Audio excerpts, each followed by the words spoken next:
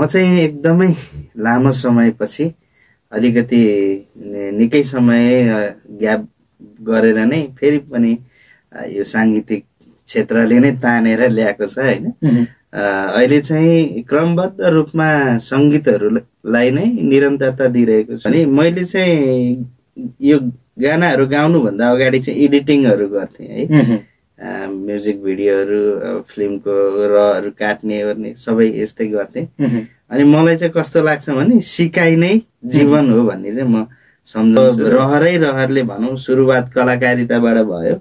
मेरो चाहिँ म 2059 सालदेखि चाहिँ एउटा कलाकारितामा त्यो पत्रिकामा कलाकार चाहियो भनेको देखेर होइन त्यो रहरले त्यहाँसम्म पुगेर गर्दै जाने क्रममा मेरो 62 सालमा पहिलो ड्राइभर पेसा के रहेछ यस्तो खै भन्ने गीत सार्वजनिक गर्ने अवसर पाएँ। जाँदैछौ कि मन अन्तै साटेर गाउँमा कुरा हिँड्छौ रे काटेर बेसी गाउँ झाडिदो भन लाखको मायाला छैन भन्छौ रे मायाले त्यसो नभन मन अन्तै साटेर गाउँमा कुरा हिँड्छौ रे काटेर बेसी गाउँ झाडिदो भन लाखको मायाला छैन भन्छौ रे मायाले त्यसो नभन हो लाखको मायाला छैन भन्छौ रे मायाले त्यसो नभन। यो गीत संगीतको कुरा गर्नु पर्दाखेरि कतिलाई यही क्षेत्रबाट चाहिँ अब केही राहत पनि भएको छ। कतिको एउटा रहर मात्रै पुरा हुने पनि गर्दछ। एउटा अडियो रेकर्ड गर्दाखेरि मेरो 2टा जुत्ता चाहिँ फाटेकै थियो कि जुत्ता फाट्यो भन्ने कुराहरू धेरै सुन्थे। म चाहिँ अब अनामनगरमा स्टुडियो है अनि रत्न पार्कमा चाहिँ बसबाट झरेर त्यहाँबाट हिँड्दै जानु पर्थ्यो। त्यो पुतली सडकको बाटो हुँदै जाँदाखेरि म अहिले पनि सम्झिन्छु म चाहिँ पार्टी सुज लगाउँथेँ त्यति बेला होइन। अनि त्यो चाहिँ जुत्ताहरू त्यो सोल चाहिँ ठोकिँदा जाँदै त्यो रेकर्डिङमा जाँदा मेरो जुत्ताको सोल पनि खुस्केको थियो कि जब हाम्रो लोक सञ्चार कर्मी मञ्च खडा भयो। त्यो उहाँहरूले चाहिँ मलाई मेरो एकदमै यो बेसी गाउँ झाडिदो भन जब चाहिँ बजार व्यवस्थापन गर्ने समयमा मैले चाहिँ लोक सञ्चार कर्मी मञ्चको अफिसबाटै त्यसलाई चाहिँ उद्घाटन गरेको थिएँ होइन। त्यसले गर्दाखेरि पछिल्लो समय चाहिँ धेरै सहज भयो। तर मेरो बुझिन कि मायाको भाषा समाजमा बनायो त आशा माया भइगो आँसु झर्नु पर्दैन धेरै रोए विगतलाई सम्झेर फेरि रुने पर्नु पर्दैन धेरै रोए विगतलाई सम्झेर फेरि रुने पर्नु पर्दैन।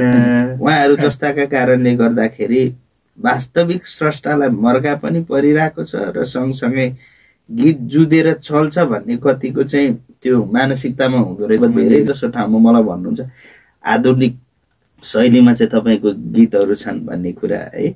अनि अब सबै त अरूले नै सिर्जना गरिराख्नु भएको चिजलाई नै कपी गर्न थाल्यो भने त अब त्यसो गर्दा त्यो धेरै कुराहरूमा परिवर्तन हुन्छन्। त्यसले नकारात्मक असरहरू पार्छ होइन। अनि पछ्यौरीको छेउ चाहिँ यो अहिले पछिल्लो समय आएर एउटा स्थान पाए। तर यो गीत चाहिँ आजभन्दा 10-12 वर्ष अगाडिदेखिको सिर्जना हो होइन। मैले धेरै साथीहरूलाई रिक्वेस्ट पनि गरेँ कि यो गीत राम्रो छ अहिले म चाहिँ अब केही समय गर्दिनँ तपाईँहरू गर्नुहुन्छ भने गर्नुहोस् भनेर धेरैजनासँग कुरा पनि गरेँ। जुरेन त्यसको चाहिँ। पछिल्लो समय आएर मलाई फेरि पुनः हिमाल सागर हिङमाङ चाहिँ फर्कियो है गीत सङ्गीतमै आयो है हराएर गयो भनेको मान्छे भनेर चाहिँ यही गीतले नै चिनाएको हो। मिल्छ भने देउ तिम्रो जोबाना माया गर्ने छ भना पछ्यौरीको छेउ अल्झेर च्यातियो पछ्यौरीको छेउ 2 दिनलाई भए नि माया पैँचो देऊ अल्झेर च्यातियो पछ्यौरीको छेउ 2 दिनलाई भए नि माया पैँचो देऊ केही छिनलाई भए नि माया पैँचो देऊ। मेरो चाहिँ जन्मथलो सिन्धुपाल्चोक है, चौतारा साँगाचोक गढी वार्ड नम्बर 10 कार्कीटार भन्ने ठाउँमा छ। सुकुटे बीच भनेर पनि हाम्रो तलको बजार चाहिँ फेमस छ। त्यहाँबाट चाहिँ 3-4 किलोमिटर माथि पर्दछ। हाम्रो रेशम दाइकै कुरालाई मैले पुनः जोडे है। उहाँको चाहिँ एकदमै त्यो भनौँ न, अब उहाँ चाहिँ हाम्रो सांगीतिक धरोहर नै हो काठ क्षेत्रको। अब सङ्घ संस्था यदि थिए भने यो समयमा कहाँ गए त?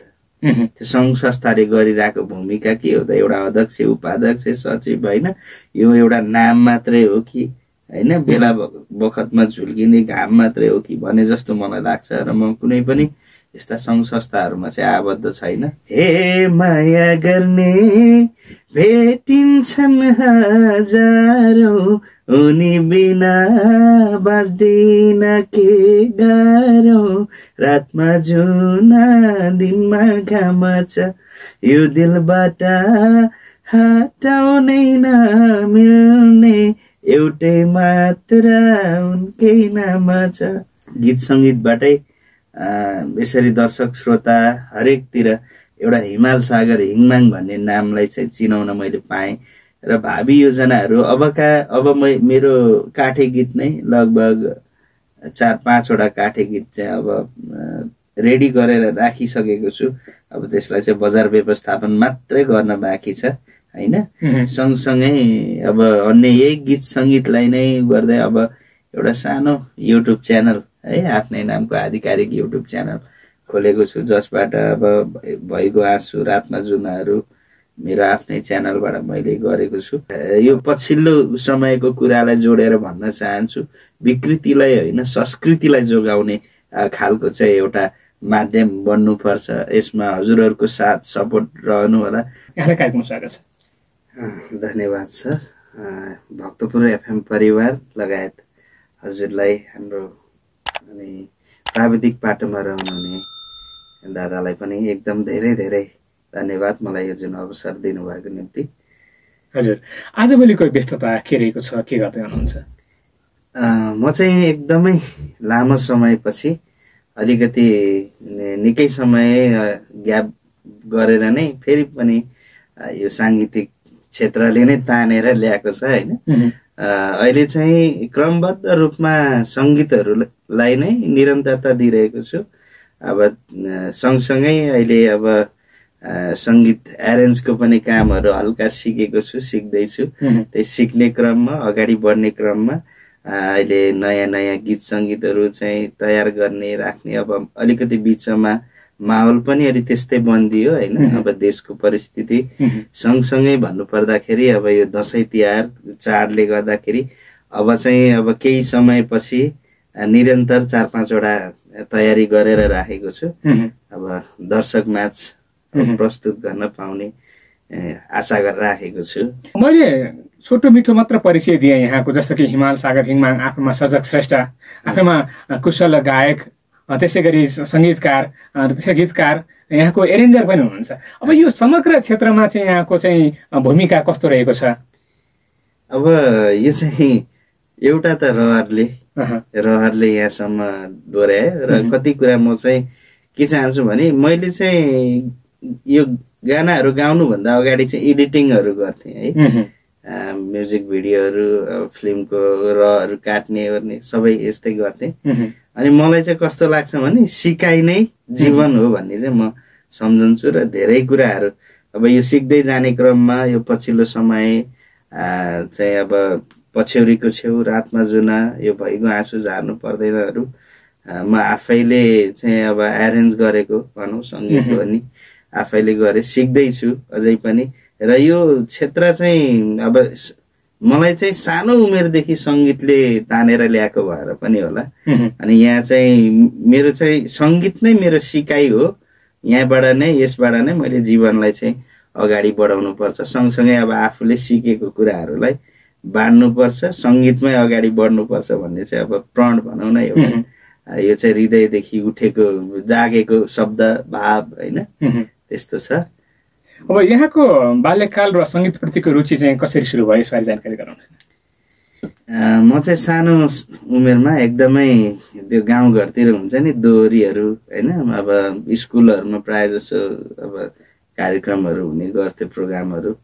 अनि ती ठाउँहरूमा चाहिँ एकदम अब घरबाट जाने अवस्था नहुँदाखेरि पनि घर परिवारले चाहिँ जानु हुँदैन, टाइम छैन, काम गर्नुपर्छ, यो गर्नुपर्छ, पढ्नुपर्छ, यो गर्नुपर्छ भन्ने कुराहरू आउँदाखेरि पनि आमा बुवाहरूको दिदीहरूको आँखा छली जाने सुन्ने गर्थे के। अनि मलाई चाहिँ पहिल्यैदेखि शब्दहरू बनाउने, अब कुनै एउटा केही कुराहरू मैले चाहिँ अगाडि देखेँ, सामान्य घटनाहरू भयो अथवा केही चाहिँ देखेँ भने पनि त्यो सम्बन्धी चाहिँ मैले गीत बनाएर आफ्नो डायरीमा नोट गरेर राखिहाल्थेँ। अनि अब रहरले भनौँ सुरुवात कलाकारिताबाट भयो। मेरो चाहिँ म 2059 सालदेखि चाहिँ एउटा कलाकारितामा त्यो पत्रिकामा कलाकार चाहियो भनेको देखेर होइन, त्यो रहरले त्यहाँसम्म पुगेर गर्दै जाने क्रममा मेरो 62 सालमा पहिलो ड्राइभर पेसा के रहेछ यस्तो खै भन्ने गीत सार्वजनिक गर्ने अवसर पाएँ। अब त्यही नै हो। हजुर, भनेपछि 2062 सालदेखि चाहिँ साङ्गीतिक यात्रा चाहिँ दोहोऱ्याउनु भयो। हजुर, अहिलेसम्म कतिवटा चाहिँ गीत सङ्गीतहरू बजारमा आएका छन्? मैले चाहिँ अब फिल्महरू पनि छन्, फिल्महरू आधुनिकहरू पपहरू सबै खालको गर्छु। विशेष गरी चाहिँ म चिनिए चाहिँ दोहोरी अब काठे गीतबाट चाहिँ म चिनिने अवसर पाएँ। मेरो 69 सालमा बेसी गाउँ झ्याडी दोबाना भन्ने गीत अब एकदमै त्यो समय धेरैले रुचाइदिनु भयो, धेरैले माया गरिदिनु भयो होइन। त्यहाँबाट चाहिँ मैले अगाडि बढ्ने अवसर पाएँ। सँगसँगै अब यति नै भन्ने चाहिँ छैन, लगभग अब अहिले पछिल्लो समय आफैले एरेन्ज गरेको लगभग मेरो 14वटा जस्तो भयो। आफूले अब सिक्दै गरेको भनौँ, म त्यसलाई सिकाइ भन्न चाहन्छु। अनि लगभग मेरो चाहिँ सबै खालको गीत गरेर 200 भन्दा माथि नै पार भइसके। तर अब सुन्नमा चाहिँ केही गीत सङ्गीतहरू छन्। अब यहाँले जोडिसक्नु नि सक्नु भएको छ पहिलो साङ्गीतिक कोसेली यो बेसी गाउँ झ्याडी दोबाना। हजुर, यही गीतको अन्तरा गुनगुनाउनको लागि मैले यहाँलाई अनुरोध गरेँ। म थोरै एक लाइन, यो चाहिँ मेरो दोस्रो भनौँ न, पहिला अब 62 सालमा मैले अर्कै ड्राइभर पेसा गरेको थिएँ। यो दोस्रो मेरो एकदमै पहिलो रुचाइदिनु भएको भन्दा पनि फरक पर्दैन है। अनि हुन्छ म एक लाइन यहाँलाई प्रस्तुत गरेँ है त। जाँदैछौ कि मन अन्तै साटेर, गाउँमा कुरा हिँडी छेउरे काटेर, बेसी गाउँ झ्याडी दोभाना, लाखको मायाला छैन भन्छौ रे, मायाले त्यसो नभना, मन अन्तै साटेर, गाउँमा कुरा हिँड्छौ रे काटेर, बेसी गाउँ झ्याडी दोभाना, लाखको मायाला छैन भन्छौ रे, मायाले त्यसो नभना, हो लाखको मायाला छैन भन्छौ रे, मायाले त्यसो नभना। जस्तो कि यहाँका गीत सङ्गीतहरू विशेष गरिकन विविध क्षेत्रका विविधहरू यहाँका हरेक जेनरका गीतहरू गाइरहनु भएको छ। यो गीत सङ्गीतमा चाहिँ अवस्था चाहिँ यहाँले विशेष गरिकन लोकगीत सङ्गीतको अवस्था यहाँले कस्तो पाउनु भएको छ? लोकगीत सङ्गीतको अवस्थालाई भन्नुपर्दा अहिले पछिल्लो समय चाहिँ अलिकति विकृति खालको एउटा परिवेश बनेको छ। अब धेरै जसोले अब कति कलाकार साथीहरूले सँगसँगै हामीले पनि अब लामो समयदेखि सङ्घर्ष गरेर एउटा राम्रो चिजलाई प्रस्तुत गर्नुपर्छ भन्दा पछिल्लो समय अब साथीहरूलाई जुन कुरामा चाहिँ अलिकति डबल मिनिङ प्रयोग हुने खालको त्यस्तो खालको शब्दहरू भयो भने लगानीकर्ताले पनि त्यो कुरालाई चाहिँ लगानी गर्नलाई रुचाइदिने होइन। सँगसँगै अब धेरै कुराहरू छन्। अनि अब यो गीत सङ्गीतको कुरा गर्नु पर्दाखेरि कतिलाई यही क्षेत्रबाट चाहिँ अब केही राहत पनि भएको छ, कतिको एउटा रहर मात्रै पुरा हुने पनि गर्दछ होइन। अनि अब यो गीत सङ्गीत पछिल्लो समय चाहिँ राम्रो पनि छ, अलिकति केही प्लेटफर्महरूबाट चाहिँ अडियोहरूबाट पनि अलिकति इन्कम हुने अहिले पछिल्लो समय। अब हुन त यो पहिल्यैदेखि रहेछ, हामीलाई बल्ल बल्ल थाहा हुँदैछ होइन। अनि तर पनि यो माहौलमा कस्तो छ भन्दाखेरि अब यो टिकटकहरू सामाजिक सञ्जालहरूमा बेसी त अब प्राय जसो त अब जुन चाहिँ सुन्नु नहुने खालका गीतहरूलाई बेसी प्रायोरिटी दिने। अनि एउटा वास्तविक सर्जक जसले अब मैले धेरै त्यस्तो देखेको छु कि अब दुःख लाग्छ होइन। अब हाम्रै पनि मेरै पनि अब मैले बेसी गाउँ झ्याडिदो बाना जुन अडियो बजारमा जति पनि प्ले भयो होइन, त्यसबाट मलाई चिन्ने अवसर मिल्यो। त्यो अनुसारको अब युट्युबहरूमा त्यसको भ्युजहरू छैन। हुन त होला कतिपय कुरामा हाम्रो पनि कमी कमजोरी होला होइन, तर कलाकारलाई चाहिँ अलिकति त्यो खालको स्तर अहिले पछिल्लो समयमा पनि छैन। अब यो क्षेत्रमा चाहिँ थोरै विकृति पनि फैलिरहेको छ होइन। यो कुरालाई नियन्त्रण गर्न सकियो भने सम्बन्धित निकायहरूबाट चाहिँ केही अब एउटा कलाकारको लागि, स्रष्टाको लागि कुनै न कुनै चाहिँ अब बुदाहरूमा रहेर एउटा त्यो खालको माहौल चाहिँ क्रिएट भयो भने सायद कलाकारलाई राम्रै छ होइन। अब पछिल्लो समयको कुरा चाहिँ यही नै हो कि विकृतिले ठाउँ पाएको छ, त्यसको ठाउँमा एउटा सही होइन जुन अब धेरैले मर्म स्पर्शी होइन, यसमा लगानी हुन्छ धेरै कुरा चाहिँ मान्छेले अब हुनेले हाँसेर लगानी गर्छ, नहुनेले रोएर लगानी गरेको हुन्छ। तर पनि उसको इच्छा चाहिँ के हुन्छ भने यसले सफलता पाउँछ, यो चिज राम्रो छ, यो चाहिँ सुनिदिनुहुन्छ भन्ने नै हरेक कलाकारको इच्छा हुन्छ।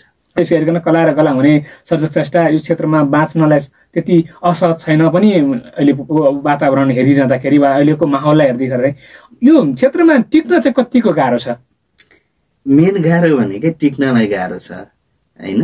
अब कस्तो छ भन्दाखेरि वास्तविक अहिले हामीले हेर्न सक्छौँ हाम्रो रेशम दाईलाई नै, रेशम थापा काठे गीतको चाहिँ धरोहर हुनुहुन्छ। उहाँ त एकदमै अब उहाँ हामी सानो हुँदाखेरि लाग्थ्यो सबैभन्दा धेरै गीत बज्थ्यो भने नै रेशम थापा दाईको गीतहरू बज्थे होइन। अब अहिले उहाँलाई नै हेरौँ होइन, एउटा कलाकारितामा उहाँले एउटा असल तरिकाले जिउन सक्नु भएको भएदेखि, हरेक कुरा भएको भए यो अलिक धेरैतिर चाहिँ अब सहयोगहरू जुटाउनु पर्ने यो आवश्यक पर्ने थिएन, किनकि उहाँले लामो समय चाहिँ कलाकारिताभित्र बिताउनु भएको थियो। विशेष गरी अब यो हाम्रो काठ क्षेत्रमा चाहिँ अलिकति गाह्रो पनि छ यो परिवेशमा। मेन टिक्नलाई नै अब प्रोग्रामहरूदेखि लिएर हरेक कुरामा के बार्गेनिङहरू हुने गर्दछन् होइन। अब म त पछिल्लो समय अब यो प्रोग्रामहरूमा पनि अब एक त अब आफ्नो समय नमिलेर पनि, अनि अर्को कुरा अब पहिला रहरको समयमा गरियो कुरा हुन्छ एउटा, अनि त्यहाँबाट आयोजक टिमले पछि गएर चाहिँ गोजीमा यसो पोको पारेर छिराइदिने होइन। अब भाडा मात्र लिएर फर्किनु पर्ने अवस्थाहरू पनि हुन्छ। अनि टिक्नलाई चाहिँ कलाकारहरूलाई एकदमै गाह्रो छ। अब गाह्रो छ भनिरहँदा कतिपय सक्रियतामा पनि हिँडिराख्नु भएको छ। अब त्यही हो विशेष भनेको। अब भनिन्छ नि बोल्नेको पिठो पनि बिग्छ, नबोल्नेको चाहिँ चामल पनि बिग्दैन भन्ने खालको त्यो माहौल चाहिँ कलाकारिता भित्रमा छ। अब यहाँका कुराकानीहरू जस्तो कि गीत सङ्गीतका कुराकानी सुनिरहँदाखेरि, जस्तो कि अब यो उकाली ओह्रालीका कुराकानीहरू जीवन भोगाएका, यहाँको साङ्गीतिक यात्रा जतिखेर यहाँले सुरुवात गर्नुभयो कतिको सङ्घर्षपूर्ण रह्यो, यसबारे जानकारी गराउनुहोस्। त्यो समय त झन् एकदमै सङ्घर्षपूर्ण थियो है। एउटा अडियो रेकर्ड गर्दाखेरि मेरो 2टा जुत्ता चाहिँ फाटेकै थियो कि, जुत्ता फाट्यो भन्ने कुराहरू धेरै सुन्थे। म चाहिँ अब अनामनगरमा स्टुडियो है, अनि रत्न पार्कमा चाहिँ बसबाट झरेर त्यहाँबाट हिँड्दै जानु पर्थ्यो। त्यो पुतली सडकको बाटो हुँदै जाँदाखेरि म अहिले पनि सम्झिन्छु, म चाहिँ पार्टी सुज लगाउँथेँ त्यति बेला होइन। अनि त्यो चाहिँ जुत्ताहरू त्यो सोल चाहिँ ठोकिँदा जाँदै त्यो रेकर्डिङमा जाँदा जाँदै मेरो जुत्ताको सोल पनि खुस्केको थियो कि। अनि त्यो समय चाहिँ धेरै नै गाह्रो थियो।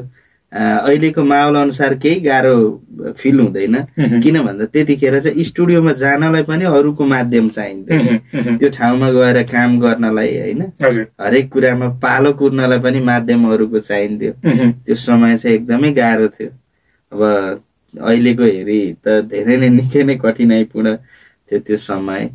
र त्यो समयमा चाहिँ कलाकारहरू पनि यति साह्रो अहिले जति पनि हुनुहुन्छ त्यति साह्रो हुनुहुन्थेन। तर मलाई जहाँसम्म लाग्छ त्यो समय चाहिँ एकदम स्ट्यान्डर्ड तरिकाले के काम पनि राम्रै तरिकाले हुन्थ्यो। अहिले पछिल्लो समय हुँदै गइसकेपछि एकै दिनमा एउटै स्टुडियोमा 5 वटा 10 वटासम्म गानाहरू रेकर्डिङ भइरहेको हुन्छन् होइन अहिलेको। अनि अब रेकर्डिङ त हुन्छन्, कहाँ जान्छन् के हुन्छन् त्यो चाहिँ थाहा हुँदैन। तर त्यो समयमा चाहिँ एउटा भइसकेपछि यसलाई चाहिँ बजारसम्म ल्याउनु पर्छ है, यो चाहिँ बजार व्यवस्थापन गराएरै छोड्नुपर्छ, रेडियोमा टेलिभिजनमा हरेक ठाउँ पुर्याउनु पर्छ भन्ने चाहिँ त्यो समयको माहौल थियो। भनेपछि कतिको दुःख पाउनुभयो? जस्तो कि कतिपय सर्जक श्रेष्ठ कलाकारले भन्नुहुन्छ म फलानु रेडियोसम्म गएर चाहिँ आफ्ना गीत सृजनाहरू पुर्याउने गर्थेँ, वा फलानु टेलिभिजनमा पनि हामी यसरी धाउँथ्यौँ एउटा कार्यक्रमको लागि, यो कार्यक्रममा गीत बज्छ है भनेर वा चाहिँ बजाउनु पर्छ भनेर त्यो प्रकारको चाहिँ तयारीमा चाहिँ जुट्नुहुन्थ्यो भन्ने कुरा हुन्छ। यहाँको चाहिँ के थियो? हजुर, त्यो त एकदमै अब त्यो सिडीहरू डिभिडीहरूमा बनाएर अनि हरेक रेडियोहरू होइन। अब कतिपय मलाई चाहिँ पछिल्लो समय के पनि भयो भने जब हाम्रो लोक संचार कर्मी मञ्च खडा भयो, त्यो उहाँहरूले चाहिँ मलाई मेरो एकदमै यो बेसी गाउँ झ्याडिदोबाना जब चाहिँ बजार व्यवस्थापन गर्ने समयमा मैले चाहिँ लोक संचार कर्मी मञ्चको अफिसबाटै त्यसलाई चाहिँ उद्घाटन गरेको थिएँ होइन।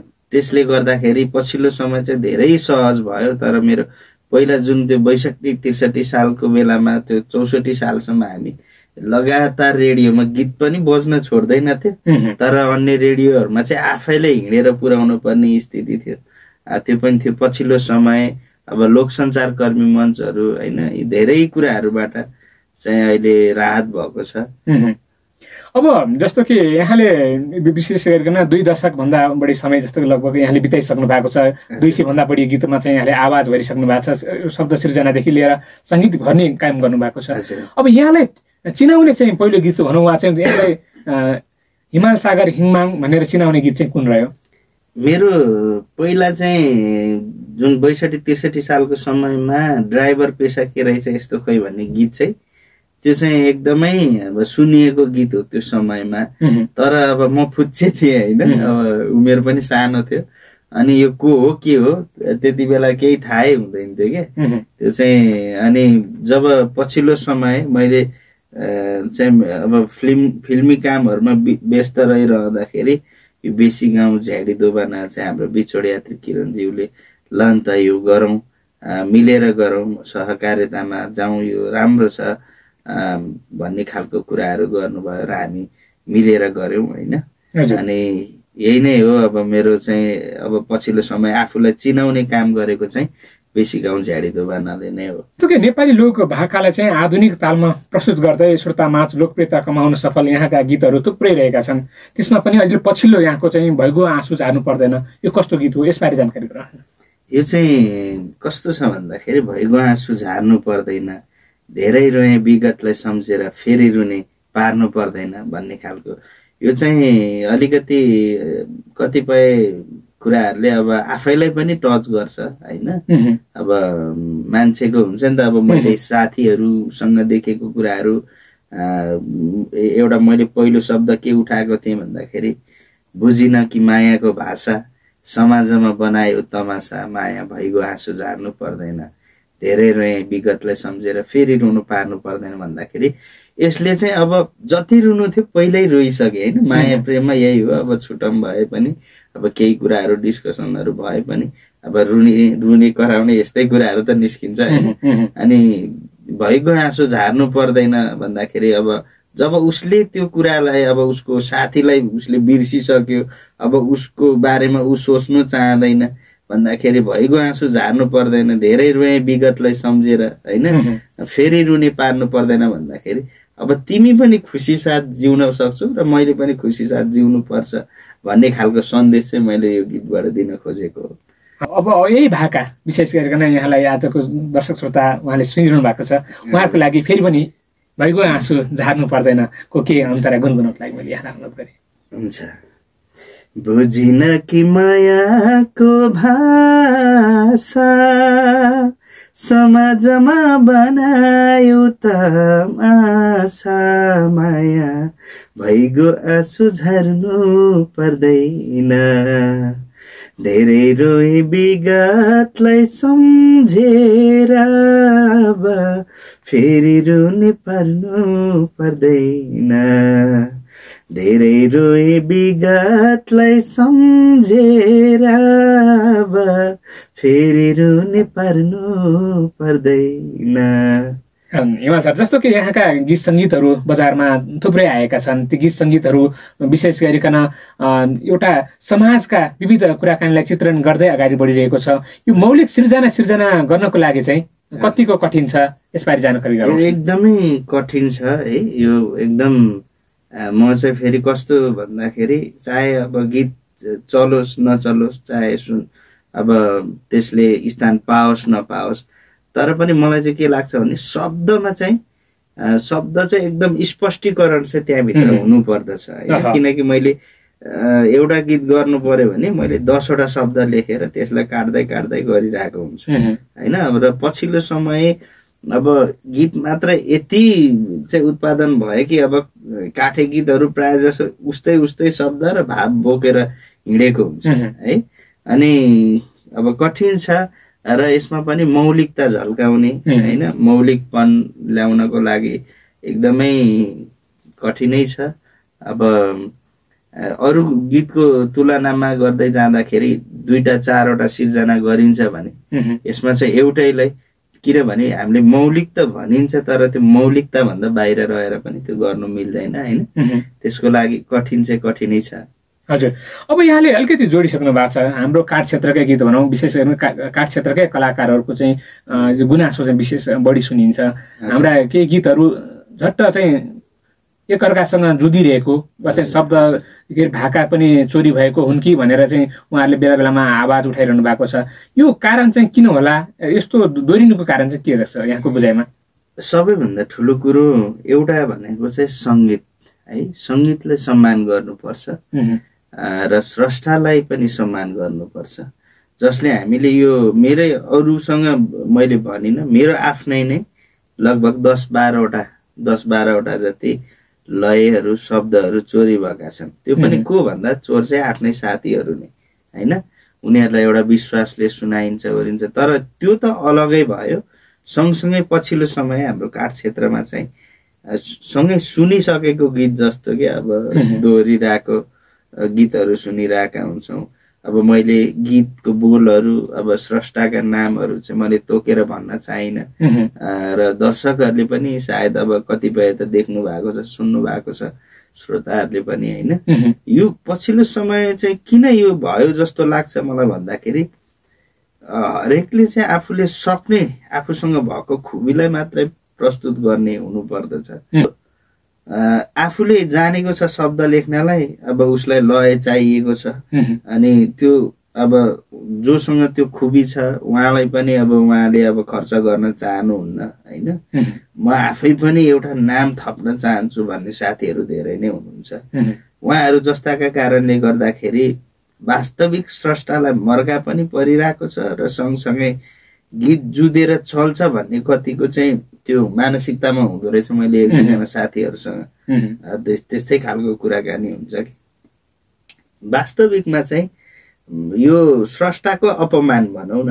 उहाँले कति दुःख गरेर एउटा सङ्गीत गर्नु भएको हुन्छ, त्यो सङ्गीत पनि त्यत्तिकै हुँदैन नि त। त्यसलाई साधना मार्फत हरेक कुराहरू मार्फत चाहिँ जुटाउनु पर्ने हुन्छ। तर अब जसको अब क्षमता छैन, क्षमता नहुने साथीहरूले क्षमतावान व्यक्तिको थाहा हुँदैन कि भनेर पुरानो नयाँ होइन हरेक मिक्स माक्स के त्यस्तो खालको चाहिँ माध्यमहरू अहिले यो पछिल्लो समय चाहिँ हाम्रो काठ क्षेत्रमै भइरहेको छ। र अब जति पनि सुन्नुहुने साथीहरू हुनुहुन्छ, कलाकार साथीहरू, यही कार्यक्रम मार्फत नै म भन्न चाहन्छु एउटा स्रष्टा र कलाको सम्मान गर्नुपर्छ हैन। आफूले सक्नुहुन्छ भने आफूले गर्नुहोस्, यदि सक्नु हुँदैन भने त्यसको पनि धेरै पाटोहरू छन् हैन। यहाँले अब कतिले अब खर्चै गर्नुपर्छ भन्ने छैन, यहाँको बोलीले पनि कतिले गरिदिन्छौँ, हामी नै त्यसको लागि तयारी छौँ हैन। अनि त्यो भएर पनि मैले मेरो पनि गीत सङ्गीतको पाटो अलिकति अलग्याएको कारण मान्छेले अब धेरै जसो ठाउँमा मलाई भन्नुहुन्छ आधुनिक शैलीमा चाहिँ तपाईँको गीतहरू छन् भन्ने कुरा है। अनि अब सबै त अरूले नै सिर्जना गरिराख्नु भएको चिजलाई नै कपी गर्न थाल्यो भने त अब त्यसो गर्दा गर्दा त्यो धेरै कुराहरूमा परिवर्तन हुन्छन्, त्यसले नकारात्मक असरहरू पार्छ हैन। यो चाहिँ यिनीहरू चाहिँ चोर हो, फलाना चोर हो भनेर त अरू सुन्नेले त भनि नै हाल्नुहुन्छ। अब जस्तो कि यहाँका जस्तो कि गीतहरू यतिखेर जुन गीतहरू बजारमा आइरहेका छन् ती गीतहरूमा चाहिँ यहाँले अघि पनि जोड्नुभयो लोक भाकालाई आधुनिक तालमै प्रस्तुत गर्दै यहाँले चाहिँ श्रोता दर्शकको चाहिँ मन जितिरहनु भएको छ। यो सृजनाका यी भावहरूलाई चाहिँ तपाईँले चाहिँ जस्तो कि विविध पाटाहरूलाई विशेष गरेर नेपाली माटोको सुगन्धलाई यहाँले पक्क टिप्नु भएको छ। यो गीत सृजना वा सङ्गीत सृजनामा कठिन चाहिँ के रहेछ? कठिन गीत र सङ्गीत दुवैमा कठिनाइ छ हैन, दुवैमा बराबरै छ। शब्द पनि त्यसले चाहिँ भाव बोकेको हुनु पर्दछ। सङ्गीत त्यसले पुरा अब राग हैन हरेक चिजलाई चाहिँ बोकेर आउनु पर्दछ। जब सङ्गीत अब एउटा लय सिर्जना राम्रो हुन्छ त्यसैमा चाहिँ धुनहरूको मिठास भरिँदै जान्छ हैन। अब त्यसको लागि पनि यहाँ अहिले कस्तो छ भन्दाखेरि मैले कतिपय मेरो टिकटकहरूमा साथीहरूको गीतहरू मैले चाहिँ प्रमोसन गर्दै गर्दाखेरि त्यसको चाहिँ म सङ पिसलाई पनि छुट्टै प्रमोसन गर्छु कि। किन भन्दाखेरि गीत जब त्यसको सङ्गीत जब राम्रो हुन्छ, त्यसको लय सिर्जना जब राम्रो हुन्छ अनि मात्रै त्यसको म्युजिकहरू हरेक चिजहरूले चाहिँ त्यसलाई राम्रो बनाउने। अनि अब शब्द पनि यही नै हो कि शब्द सिर्जनाकार त धेरै नै हुनुहुन्छ, त्यो मध्येको चुनौती भनेको चाहिँ बेस्ट चाहिँ के निकाल्ने भन्ने त्यो हरेकलाई नै हुन्छ हैन। त्यो पनि एकदम गाह्रो नै हो, दुइटैको उस्तै उस्तै भूमिका भन्छु म चाहिँ। हजुर, अब गीत सङ्गीतमै फेरि पनि हामी कुनै भाका यहाँलाई मनपर्ने भाका भन्नुपर्दाखेरि आफूलाई रचना भएका गीतहरूमा कुन चाहिँ मनपर्छ विशेष गरिकन? अहिले पछिल्लो समय भन्दा चाहिँ मैले पछ्यौरीको छेउ हजुर एकदमै मेरो आफ्नै भन्नुपर्दा चाहिँ, अनि पछ्यौरीको छेउ चाहिँ यो अहिले पछिल्लो समय आएर एउटा स्थान पाए। तर यो गीत चाहिँ आजभन्दा 10-12 वर्ष अगाडिदेखिको सिर्जना हो हैन। मैले धेरै साथीहरूलाई रिक्वेस्ट पनि गरेँ कि यो गीत राम्रो छ, अहिले म चाहिँ अब केही समय गर्दिनँ, तपाईँहरू गर्नुहुन्छ भने गर्नुहोस् भनेर धेरैजनासँग कुरा पनि गरेँ, जुरेन त्यसको चाहिँ। पछिल्लो समय आएर मलाई फेरि पुनः हिमाल सागर हिङमाङ चाहिँ फर्कियो है, गीत सङ्गीतमै आयो है, हराएर गयो भनेको मान्छे भनेर चाहिँ यही गीतले नै चिनाएको हो। त्यो कारणले पनि एकदम पछ्यौरीको छेउ चाहिँ मेरो बेस्ट। हजुर, अब यही पछ्यौरीको छेउ भन्ने भाकाको सानो अन्तरा गुनगुनाउनको लागि फेरि पनि मैले अनुरोध गरेँ। हुन्छ, अलिकति मलाई चाहिँ यो खोकीले गर्दाखेरि पनि थोरै गाह्रो भइरहेछ हैन, थोरै मात्रामा म सुनाइदिन्छु। मिल्छ भने देउ तिम्रो जोबाना माया गर्ने, छ भने पछ्यौरीको छेउ अल्झेर च्यातियो पछ्यौरीको छेउ, 2 दिनलाई भए नि माया पैँचो देऊ, अल्झेर च्यातियो पछ्यौरीको छेउ, 2 दिनलाई भए नि माया पैँचो देऊ, केही छिनलाई भए नि माया पैँचो देऊ। अलिकति हामी चाहिँ यो व्यक्तिगत कुराकानी भनौँ न, पारिवारिक कुराकानी पनि तिर लागौँ। यहाँको जन्म कहाँ भयो यसबारे जानकारी गराउनुहोस् न। हजुर, मेरो चाहिँ जन्मथलो सिन्धुपाल्चोक है, चौतारा साँगाचोक गढी, वार्ड नम्बर 10 कार्कीटार भन्ने ठाउँमा छ। सुकुटे बीच भनेर पनि हाम्रो तलको बजार चाहिँ फेमस छ, त्यहाँबाट चाहिँ 3-4 किलोमिटर माथि पर्दछ। हजुर, घर परिवारमा को हुनुहुन्छ? घर परिवारमा अब आमा बुबा भाइ बहिनी दिदी म छौँ भनौँ। भनेपछि एउटा रमाइलो परिवारसँगै यहाँले बिताइरहनु भएको छ। अब साङ्गीतिक यात्राका कुराकानी गरिरहँदाखेरि यो लोकगीत सङ्गीतमा यहाँ जुन रूपमा चाहिँ पाइला चालिरहनु भएको छ, घर परिवारबाट कस्तो साथ सहयोग रह्यो? घर परिवारलाई चाहिँ अब अलिकति सानो समयमा अब हामी सानो हुँदाखेरि चाहिँ हाम्रो चाहिँ अब निम्न वर्गको परिवार होइन, अब त्यस्तो धनाढ्य पनि होइन, साह्रै अब हुँदै नहुने पनि होइन, ठिक्कको थियो। मलाई चाहिँ कस्तो फिल भयो भन्दाखेरि मैले चाहिँ घर परिवारलाई चाहिँ यो कुरामा प्रेसर दिनु हुँदैन होइन। अब मेरो उद्देश्य हो म आफैले पुरा गर्नुपर्छ भन्ने मैले चाहिँ त्यो सम्झेँ र उहाँहरूसँग मैले कुनै सहयोग पनि मागिनँ र धेरै कुरामा अब उहाँहरूको हौसला र प्रेरणा है, यो राम्रो काम गर्दैछस् छोरा भनेर अब भन्नुहुन्थ्यो। यही नै विशेष सहयोग भनेकै त्यही हो, उहाँहरूको हौसला नै मेरो निम्ति अब ठुलो सहयोग भनौँ न। हजुर, अब गीत सङ्गीतको यो यात्रामा दौडिरहँदाखेरि वा चाहिँ आफूलाई अगाडि बढाइरहँदाखेरि यहाँले चाहिँ अब जस्तो कि यो कलाकारको रूपमा जुन स्थापित रूपमा यहाँले चाहिँ आफ्नो नाम पनि कमाउनु भएको छ, दाम कमाउनु भएको छ। अब मेला महोत्सव विशेष गरिकन एउटा सर्जक श्रेष्ठ कलाकारको लागि एउटा आय आर्जनको स्रोत पनि हो। मेला महोत्सवमा यहाँको सहभागिता के रहेको छ? मेरो पछिल्लो समय चाहिँ मैले धेरै अब सुरुको समयमा अलिकति निकै नै भनौँ न, अब जो आफूले चाहिँ जुन अब बोलेर गइन्छ हरेक कुराहरू त्यो अनुसार अलिकति दुःख पाइयो पहिलाको समयमा। र विशेष त के भयो भने म चाहिँ एकदमै अब दौडधुपकै क्रममा रहन्छु के, त्यो भएर पनि मैले अब आफ्नो आवाजहरू पनि अब म यस्तो यो अहिले पनि खोकीहरूले अलिकति घाँटी सुक्खा भएर त्यति राम्रोसँग खुलेर बोल्न सकिरहेको छैन। मेरो गलामा पनि थोरै समस्या रहेको कारणले गर्दाखेरि खासै त्यस्तो मेला महोत्सवहरूमा चाहिँ अब आउँछ कुराकानी, एकचोटि जाउँ न भन्ने कुराकानीहरू आउँछ। अब त्यस्तोमा चाहिँ मैले अहिले पछिल्लो समय चाहिँ सहभागिता जनाएको छैन। हजुर, अब कलाकारको हकितको लागि भनेर थुप्रै सङ्घ संस्थाहरू स्थापना भएका छन्, ती सङ्घ संस्थामा आबद्ध हुनुहुन्छ कि हुनुहुन्न? म चाहिँ छैन, कुनैमा पनि छैन। हजुर, किनभने अब पछिल्लो समय यो कलाकारको हक हितको लागि भनिन्छ, मलाई चाहिँ यो कुराहरूमा विश्वास लाग्दैन। किनभने धेरै संस्थाहरू बन्छन् र हाम्रो आँखाले देखे अनुसार वास्तविक हुनुपर्ने र वास्तविक कलाकारलाई त्यहाँबाट मिल्नुपर्ने टेवा मिल्दैन।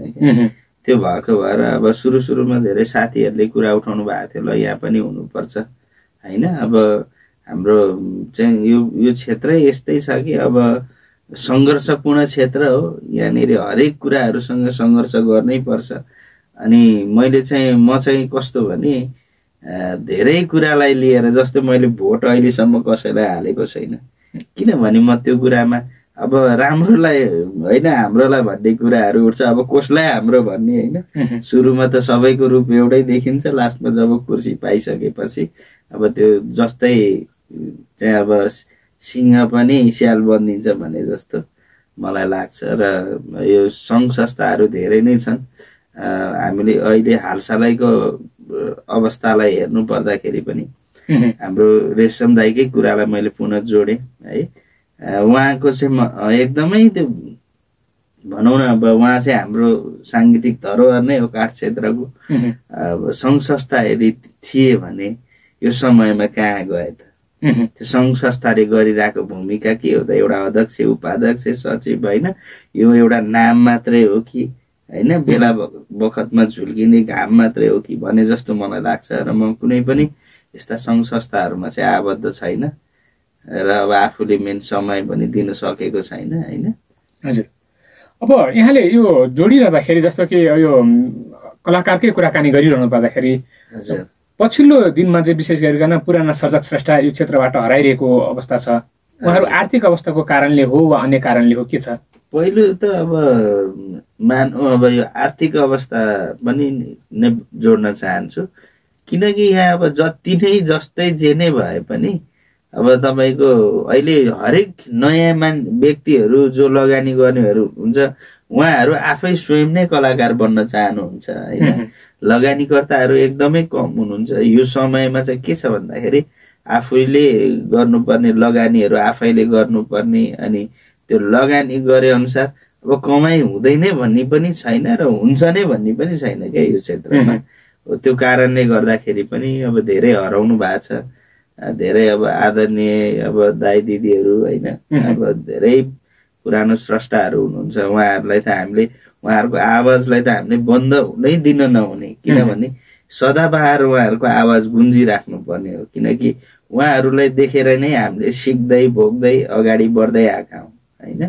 र अब मेन त अब आर्थिक अवस्था नै त्यस्तै छ यो क्षेत्रमा। यहाँले चाहिँ विविध कलाकारहरूसँग रहेर चाहिँ यहाँका सृजनाहरू विशेष गरी गीतहरू चाहिँ गाउनु भएको छ। यो सहकार्यमा विशेष चाहिँ कोसँग चाहिँ यहाँको चाहिँ विशेष रहेको छ? मैले पहिला चाहिँ पार्वती दिदीसँग एकदमै, उहाँ चाहिँ अब पार्वती दिदीसँग गर्थेँ, पार्वती कार्की दिदीसँग। उहाँले र मैले गाएको बेसी गाउँ झ्याडी दोबाना, भीमसेननाथ मेलैमाहरू, अनि अब दसैँको झुपडीको घरमा मिठाई खानु आमा एक छाक भयो नि आउनु पाएन, यो दसैँ तिहारमा म चाहिँ कस्तो हेर्छु भन्दाखेरि हुन त मेरो आवाजमा पनि दम छैन होइन, म पनि एउटा रहरमै छु, अझै पनि अब सिक्दैछु, कतिपय कुराहरू सिक्दैछु मैले पनि। अनि त्यो एउटा गायकीमा चाहिँ थोरै दम चाहिँ हुनुपर्छ क्या। अनि पछिल्लो समयलाई हेर्ने हो भने गायकीमा भन्दा पनि त्यो शब्दहरू त्यस्तै खालको राम्रै खालको हुन्छ। अनि अब मान्छेले सामाजिक सञ्जालमा चाहिँ राख्नुपर्छ यस्तो शब्द भन्ने खालको हुन्छ, तर आवाजलाई हेर्ने हो भने धेरै नै अब पछाडि छ होइन। अब जस्तो व्यक्ति पनि कलाकार बन्छु भन्ने आइदिने त्यो चाहिँ अब बेसी नै छ होइन। उहाँहरूले पनि ठिक छ कलाकार बन्नुपर्छ, रहर छ भने त्यो रहर अनुसारको सिक्नु पनि पर्छ भन्छु म चाहिँ। म पनि सिकारु नै हो, सिक्दै नै छु होइन, सिक्नु पनि पर्छ। हजुर, यहाँको पछिल्लो कृति भनौँ, यहाँको पछिल्लो रचना रातमा जुन दिनमा घाम छ, यो गीत पनि दर्शक श्रोताले निकै मन पराउनु भएको छ र हाम्रो विशेष गरिकन हाम्रो रेडियोमा मार्फत पनि यो निकै बेर निकै समयसम्म हामीले पनि निरन्तर रूपमा अगाडि बढाइरहेका छौँ गीतलाई। यो गीतको सृजना कस्तो हो, यसबारे जानकारी गराउनुहोस् न। यो चाहिँ रातमा जुन दिनमा घाम छ, यो दिलबाट हटाउने नमिल्ने एउटै मात्र उनकै नाम छ है। यो गीत पनि लगभग 13-14 वर्ष अगाडि नै मैले यो थेगो र अगाडिको माया गर्ने भेटिन्छन् हजारौं, उनी बिना बाँच्दिन के गरौँ, रातमा जुन दिनमा घाम छ, यो दिलबाट हटाउने नमिल्ने एउटै मात्र उनकै नाम छ। यो चाहिँ अब प्रेमीलाई लिएर बनाएको शब्द छ। यो चाहिँ धेरै ठाउँमा उनमै भेटे खुसीका पलहरू हुन्छ भन्छन्, मायामा छलहरू, उनमै भेटे खुसीका पलहरू, यस्ता यस्ता खालका शब्दहरू धेरै कुराहरू चाहिँ जोडिएको छ होइन। अब यसैको के अन्तरा गुनगुनाउनुलाई फेरि पनि म जान्नु पर्यो। हुन्छ, मैले पहिलो अन्तरालाई नै गाउँछु। हे माया गर्ने भेटिन्छन् हजारौं, उनी बिना बाँच्दिन के गरौँ, रातमा जुन दिनमा घाम छ, यो दिलबाट हटाउनै नमिल्ने एउटै मात्र उनकै नाम छ। यहाँको भावी योजना के रहेको छ? मेरो भावी योजना भनेको चाहिँ अब गीत सङ्गीतले नै चिनायो होइन।